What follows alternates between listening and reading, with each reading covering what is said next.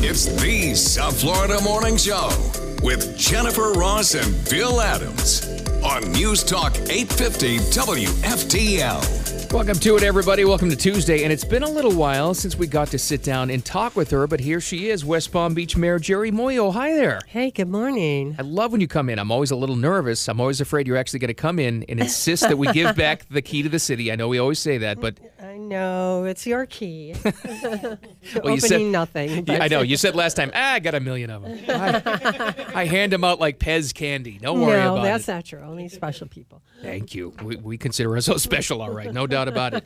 Hey, by the way, here we are coming very, very close. And before we get into this good news from a consultant firm that came out, all kinds of great things to talk about, the job you've done with the city of West Palm Beach. I got to get this out of the way first. Your term is coming up beginning of next year. I believe it's in the spring. Right. Your election's coming up in March. Are you going to run again? No. Well, I can't run again. Oh, term limits, I'm right. term limited, yeah. And no, I'm not going to run for any other public office. Nothing in politics? No. You know, once you've been a strong mayor, it's really hard to think about going to the legislature or to Congress to be one of however many. That's interesting. Yeah. When you're sort of the person in charge, it's just hard to go and be just one of a bunch of legislators. Yeah, there'd be like, Jeri, we want you to be part of this committee. You're like, committee? I run my show. Anyway, yeah, I mean, it's been such a wonderful experience being mayor. It's been an honor of my lifetime to be mayor and to be able to do the things we're able to do in the city. Got a lot done. Yeah. And I think proven by this, and if this is accurate, and it seems to be because it was a 6-month period, this survey was done, this economic development survey by a group called Avalanche Consulting. I believe that's them. Yep. Every category. I mean, you're talking about business climate, visitors, tourism, demographic trends. All of this seems to be up. It looks like passing grades all the way through. So you must have been really happy to get this news. I was so excited. You know, when I first ran for mayor in 2011, one of my campaign promises was to bring jobs to West Palm Beach, right, and to really focus on economic development. So shortly after I became mayor, I hired an economic development director, and we've been focusing on that for the last 6, 7, 8 years. And this study really shows that our hard work is paying off. And I love that they compared us to places like Austin, Texas, Did they? And Boulder, Colorado. Cary, North Carolina, wow, St. Petersburg, Florida, and Miami. Right. So one of the things that we learned is that we are growing jobs faster in West Palm Beach than Miami and then the state as a whole. 20% increase in jobs, whereas nationwide it's been about a 9%. Yeah, I was going to say, you're beating the nationwide average. Absolutely, and the Florida average, and even Miami, in growing jobs. What kind of industry? Is it mostly tourism industry or light industry, or what is that? Well, we've been focusing on several sectors. One of the major sectors is financial services. Right. So we started the Flagler Financial District in the downtown area, and we have I think at this point it's about 250 financial service businesses in our downtown. Wow.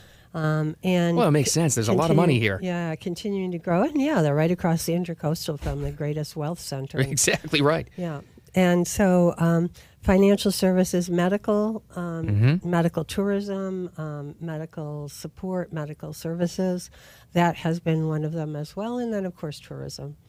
Tourism will always be there. I mean, we could be sitting down talking in 50 years right now, and God, it'd be great if we were, wouldn't it be?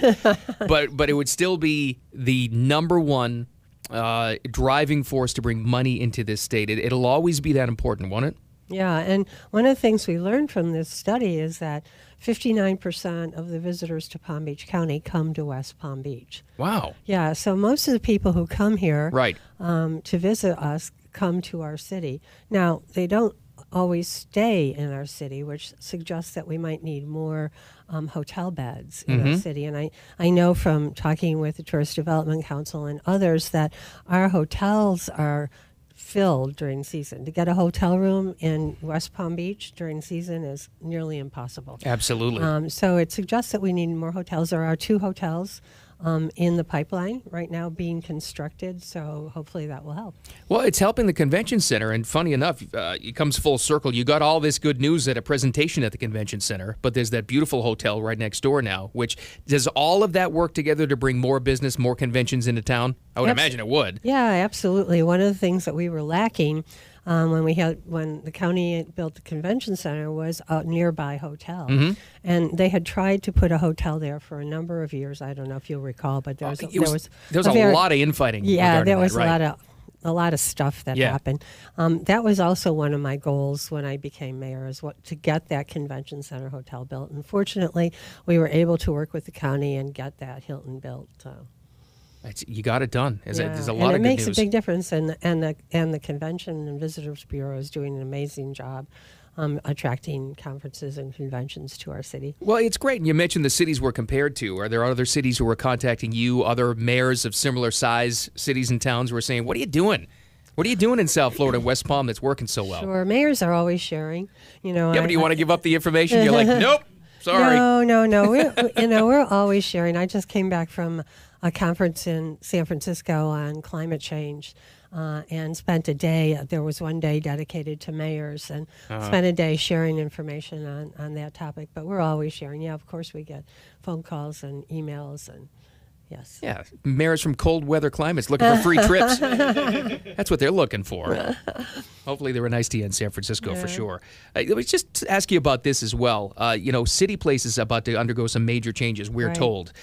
I know that's a private entity, but it's a big part of the city. How does that work with you? Do you have a lot of input in what they're about to do, or how does that work? We do, because in part that was funded. The first development was funded through the CRA and supported. We are totally supportive of their new vision. And what they say is we want to move from being city place to a place in the city.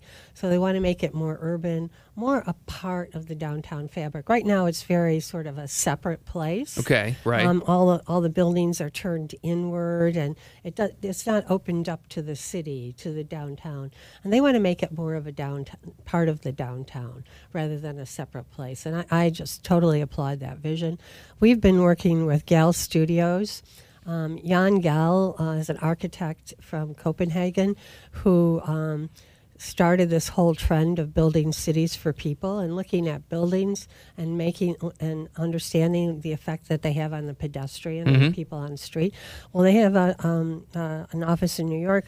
We've been working with them for a number of years. City Place also hired them. So our visions are very complementary, and I really applaud what they're doing there. Are they going to get rid of the fountain, though? Is that true? I keep hearing this. I think they're going to make it more of an open plaza, and the fountain might go away. Really? It's tough to have landmarks down here. We finally have one, and we're getting rid of it. All right. We'll see how that works out. Very good, though. It's great economic news. It's awesome. I would hope that you're going to come in before you leave the city here and you go into private life. Because I'm sure, listen, I'm sure your husband had something to say about this. He says, no more politics, right? And you're escaping right in time before the Me Too movement affects all of us. So it's perfect timing. I don't think I have anything to worry about there.